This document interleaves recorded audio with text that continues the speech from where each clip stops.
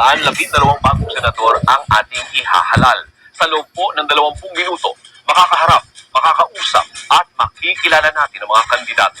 Samahan niyo po kami dito sa Harapan 2025. Ako po si Alvin L. Chico. Napapanood niyo po kami ngayon sa ABS-CBN News YouTube channel. Makasama natin ngayon, kilala siyang kakampi ng mga motorista at mga PUV drivers. Sa dami po ng mga sa transportasyon na nangangailangan ng solusyon, magiging matagumpay kaya ang kanyang pagtakbo at pagkapanalo sa pagkasenador. One Rider Party List Representative, Bonifacio Osita. Maraming salamat po sa pagtanggap sa aming invitation, Colonel. Thank you. Actually, Sir Alvin, ako dapat magpasalamat sa inyo at sa inyong channel. Sikat po sa YouTube at sa Facebook yung ating bisita today. Magsisimula na po ang Harapan 2025 ngayon.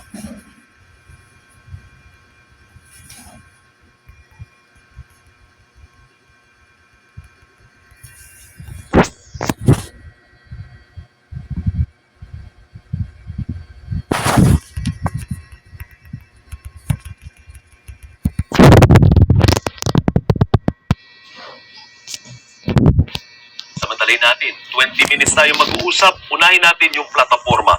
Ano ba ang plataforma ni Busita? Yes, sir. Sir Alvin, actually, hindi ko naman plananong pumasok sa politika.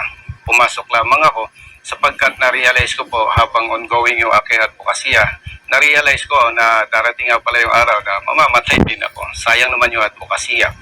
Kaya po ako pumasok sa politika. At mapalad naman tayo, sinuportahan ng taong bayan. Nakarating po tayo sa Kongreso. Nung tayo po ay nasa Kongreso, ang pangunahing hangarin natin, ipasa natin yung batas magpoprotekta sa mga motorista. Sapagkat sa kasalukuyan po, kapag mali ang huli, nag-contest ang motorista, cancel lang ang huli. Wala siyang danyo. Walang danyos, walang parusa sa police o enforcement. Kaya po, unang-una nating ipinasa sa House Bill, itong 3366, ito pong Fair Traffic Apprehension Act. Sa kung saan, kung mali ang huli sa'yo, dapat may danyos. Pag napatunayan, isa po yan. Isa po yung motorcycle for hire. Meron pa po tayong ibang House Bill na ipinasa sa Kongreso. Ito pong motorcycle for hire. Hindi lang naman akong authors, pero 5 months ago, nasa Senado na ito. Pero hindi umuusad. Hindi umuusad. Kailangan alam ng ating mga kababayan yan. Yun naman pong motorcycle, itong Fair Traffic Apprehension Act, natapos lang sa committee, nakabinbin pa rin. Yan po ang isa sa mga pangunahing nagtulak sa akin para tumakbo senador. Para doon mo naman kalampagin at doon subukan na makakuha ng suporta at may pasa. Yes, Sir Alvin, kasi hindi naman po ako mabubuhay ng 500 years. Na kapag may problema ang motorista, nandiyan si Colonel Busita, ang kailangan batas. At in fairness naman sa House of Representatives, sa Kongreso, mahigit 300 po kami. Masikip. Ibig sabihin po, kung mag-stay pa ako for another 3 years sa Kongreso, ang nakikita ko po ay hopeless. At ayaw ko naman dumating sa punto na sasabihin ng taong bayan, inutil ka, Busita. Okay. Kaya po. And hindi naman po maaari na dahil usaping motorista, kaya ako tatakbong senador. Pero bago ko pa patuloy yan, Sir Alvin, meron pong yung Republic Act 10930. Ang ganda ng layunin ng authors ito. Una, pagka 5 years ka, wala kang violation, entitled ka sa 10-year validity ng lisensya. Parang merit and demerits. Yes po. Ikalwa, Sir Alvin, ang maganda intention is higpitan ang pagbibigay ng lisensya. Ibig sabihin, tamang proseso. At kung ikaw, Sir Alvin, nagka-lisensya, may problema, at ako ay LTO employee na nakipag-kontsaba sa'yo, iimbestigahan tayo at paparusahan tayo. Hanggang doon lang. Pero ang implementing rules and regulations, may lumabas na kung saan may demerit system. Sa demerit system, questionable. Hindi sinabi ng batas. Pangalawa, Sir Alvin, pag ikaw ay public utility driver, times 2 ang demerit sa'yo. Kung private driver ako, 5 ang demerit sa'yo, 10. Questionable yan. Walang legal na basihan. Ikatlo, outright revocation. walang due process. Ika-apat, maraming beses pa ulit-ulit nating napatunayan. LTO enforcers, business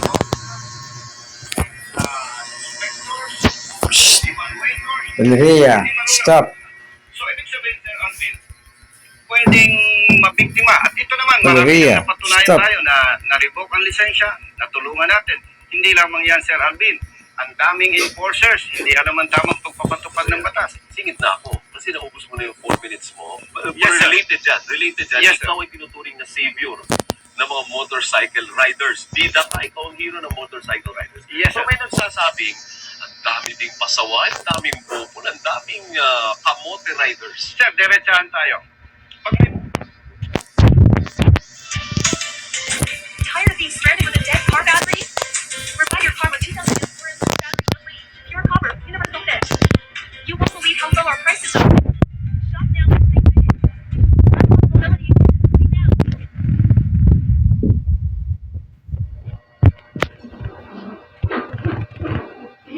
Pag-oras na para magsama-sama ang pamilya. Ang Everready Super Heavy Duty ay may trusted quality sa presyong abot kaya. Kaya't life runs on Everready. may problema, dapat malalim kang mag-isip. Pareho tayong Pilipino. Diretsahan. Kasalanan niya ng LTO. Kasi pinapasa niya.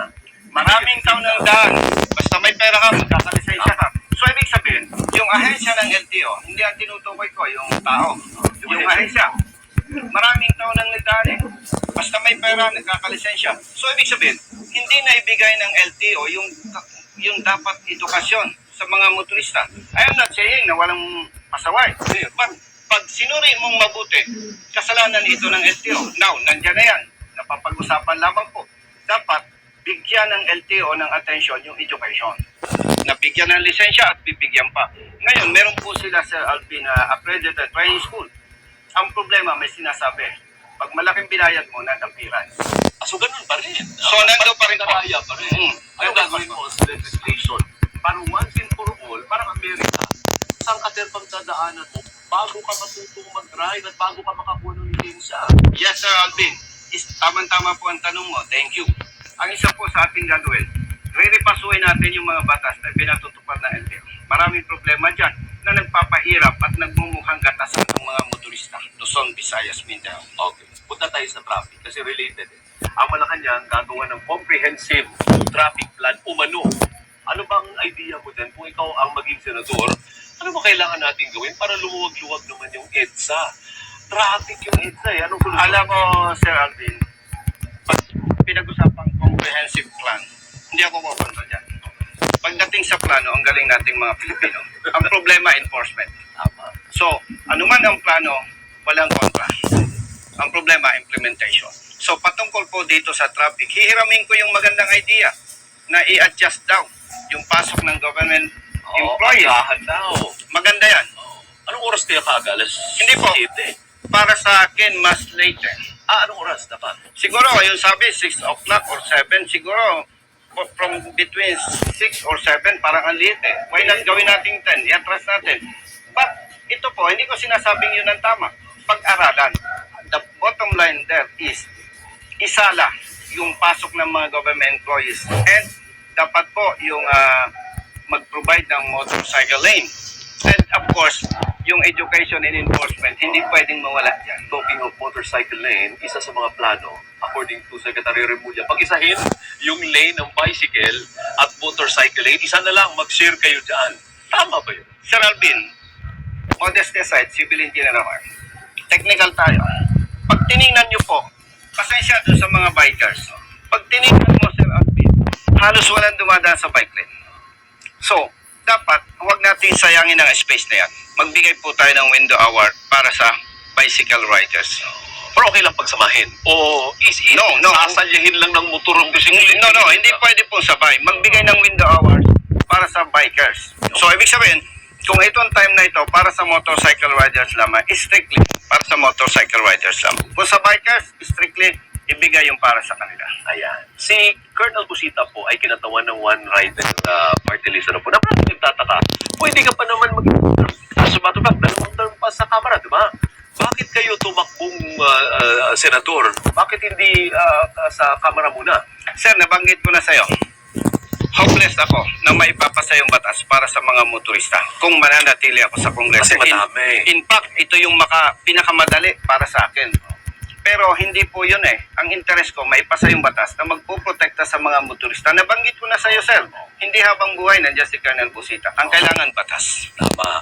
Pero speaking of your party list, yung kasama mo, si Congressman Roach, voted for the impeachment of the Vice President. Ikaw naman did not sign Yes, sir. the impeachment complaint. Paliwanag mo nga bakit. Una, kami sir ni Congress Gutierrez.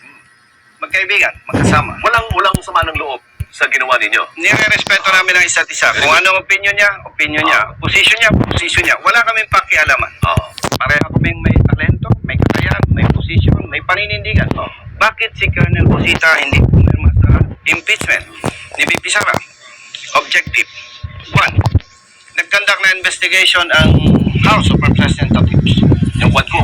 Yes, investigation in aid of legislation.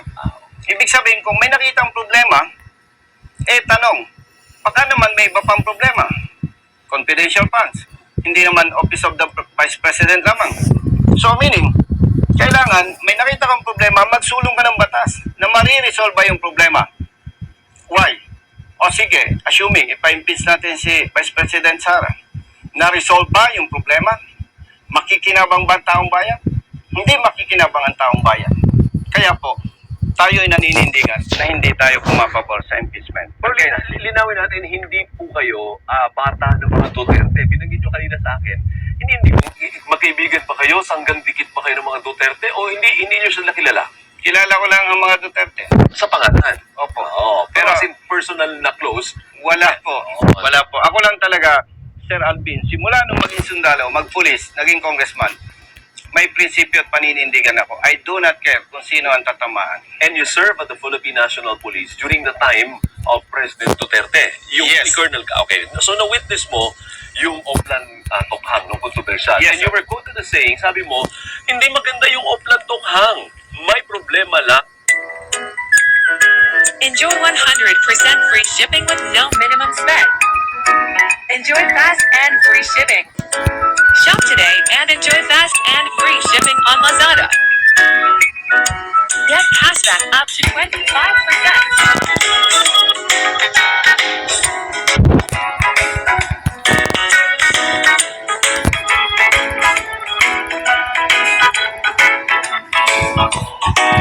Lang sa execution. Explain yourself. Sir, nabanggit mo hindi maganda. Maganda ang Maganda. Tokhang. Oo. Yes, actually, Sir Alvin, maganda ito ka. Pagka yung kapatid mo may sangkot, may intelligence information na sangkot sa illegal drugs, kakatok. Sir Alvin, yung kapatid mo, may information kami na sasangkot sa droga. Baka pwede, i-surrender nyo sa amin, merong programa ang PNP. Ganon kaganda. Ang problema, Hindi ganun ang hindi na-implement ng tama. Sino may kasalanan noon?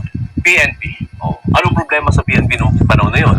Alam mo, again, pare-pareho tayong Pilipino. Ang pinag-uusapan natin dito, yung kalagayan ng taong bayan.